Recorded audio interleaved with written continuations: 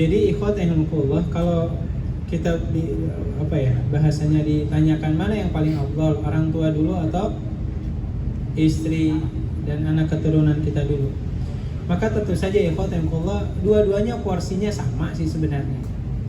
Di satu sisi sebagai suami kita punya kewajiban memberikan nafkah kepada istri dan anak keturunan kita. Di sisi yang lain pun sebagai suami kita punya kewajiban berbakti kepada kedua orang tua.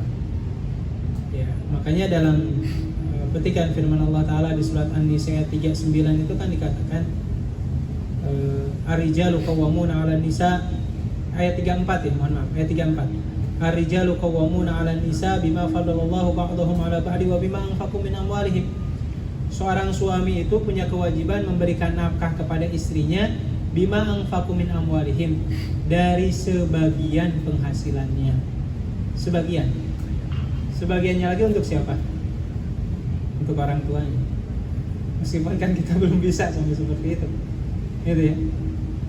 Tapi kalau bicara secara tinjauan syariat, ya anak istri kita itu punya hak setengah dari penghasilan kita. Setengahnya ini hitungannya kembali kepada kita. Diberikan ke orang tua kita berapa, atau umpamanya kita mau berbagi dengan adik dan kakak kita yang kurang mampu berapa. Seperti itu.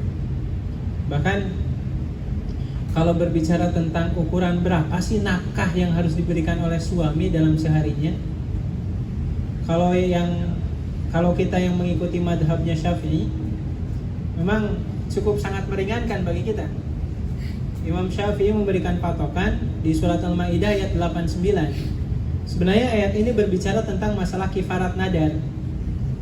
Jadi Allah Ta'ala mengatakan bagi orang yang menyalahi nadarnya tidak dilakukan, kan ada kifarat. Salah satunya adalah fakaffaratuhu it'amu asyarati masakin min awsati matut'imuna ahlikum. Allah mengatakan orang yang menyalahi nadar itu wajib memberikan makan 10 orang fakir miskin. Ukurannya itu min awsat, sebesar 1 wasat. 1 wasat itu sekitar 2 mud. Kalau ukuran kita 2 mud itu segini. 2 mud itu ukurannya segini, Pak. Beras. Jadi kalau suami batas minimal, kalau bisa dalam sehari memberikan beras sebesar segini untuk istrinya, itu kewajiban nafkahnya udah selesai sebenarnya. Iya, dalam mazhab Syafi'i. Tapi kalau kita amalin, istrinya bisa marah. Ya kalau ditanya, ya kewajiban suami batas minimalnya segimana ya? Kata Imam Syafi'i segini. Karena di ayat itu matut'imuna ahlikum, dimana dengan seukuran segini itu kamu bisa memberikan makan anak istri kamu. Jadi kalau bahasanya yang berapa kadar minimalnya, ya segini, gitu ya. Kalau maksimalnya, ya tergantung kemampuan kita, mau berapa kita ngasih untuk istri dan anak. Ya. Mungkin karena segini dia bisa akan support gimana? Iya, artinya dengan beras segini, setidaknya itu bisa menahan dari rasa laparnya. Sehingga bahasa kasarnya, untuk hidup 1 hari dia masih bisa hidup, bahasanya gitu. Itu poin.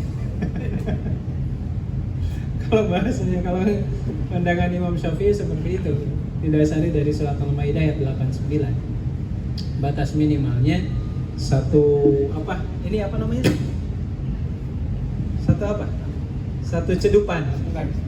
Ya, satu cedupan. Ya, atau 1 raukan atau 1 cedukan tangan kita. Kalau kita bisa sehari ini ngasih beras segini, ya kalau bahasanya sekedar menggugurkan kewajiban, selesai bahasanya. Makanya kan kalau dalam bab nafkah itu kan secara umum ya Allah, apakah Islam atau Allah Ta'ala dan Rasulnya apakah mewajibkan para laki-laki harus punya rumah sendiri untuk istri dan anaknya? Gak ada. Meskipun bahasanya, mohon maaf ya, rumah kontrakan, yang penting anak istrinya terhindar dari kehujanan, dari kepanasan, selesai. Gitu ya. Jadi kalau yang ngambilnya yang minimalis gitu ya, kalau dengan beras satu cedupan itu istri dan anaknya bisa hidup untuk sehari, udah selesai. Kalau tadi kalau hanya sekedar ingin menggugurkan kewajiban, meskipun kan bahasanya sebaik-baiknya suami itu adalah yang memperlakukan istrinya dengan cara yang terbaik.